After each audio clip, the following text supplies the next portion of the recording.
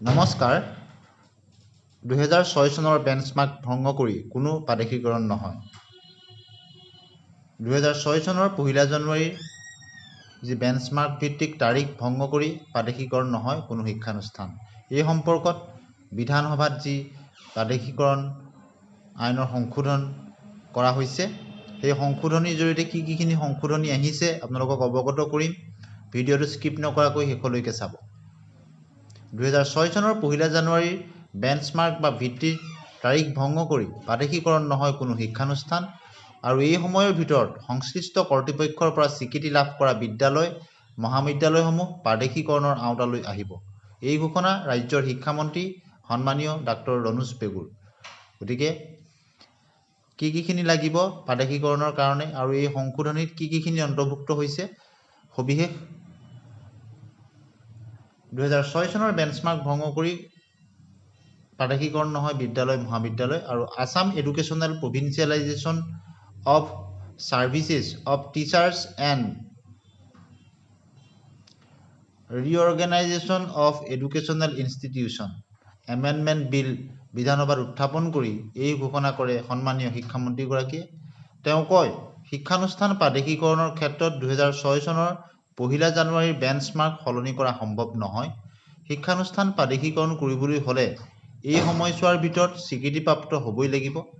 তেওঁ আৰু কয়, ইউডাইচ কোড নথকা বিদ্যালয়ত পঢ়া ছাত্ৰ-ছাত্ৰীয়ে ভৱিষ্যতে বিভিন্ন সমস্যাৰ সন্মুখীন হ'ব লাগিব। ইউডাইচ কোড নথকা বিদ্যালয়ত পঢ়া ছাত্ৰ-ছাত্ৰীয়ে নবোদয় জাতীয় বিদ্যালয়ত পঢ়িব নোৱাৰিব। আমি সকলো বিদ্যালয়তে ইউডাইচ কোড প্ৰদানৰ প্ৰক্ৰিয়া আৰম্ভ কৰিছোঁ। ৰাজ্যৰ শিক্ষা বিভাগে দক্ষতাৰ শিক্ষাৰ ওপৰত অধিক গুৰুত্ব দিছে।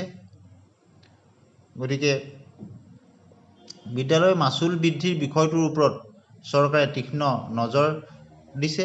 পঞ্চায়ত এলেকাৰ ব্যক্তিগত খণ্ডৰ শিক্ষানুষ্ঠানত 25% হ্ৰাস কৰে মাচুলৰ ঊৰ্ধ্বসীমা আৰু মাচুল নিয়ন্ত্ৰণৰ প্ৰাদেশিকৰণৰ আওতাৰ অন্তৰ্ভুক্ত হ'ব খ্ৰীষ্টান মিছনেৰী তথা আন সংখ্যালঘু শিক্ষানুষ্ঠান।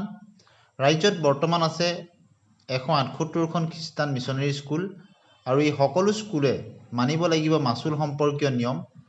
ৰাজ্যত বৰ্তমান 55,198খন শিক্ষানুষ্ঠান আছে।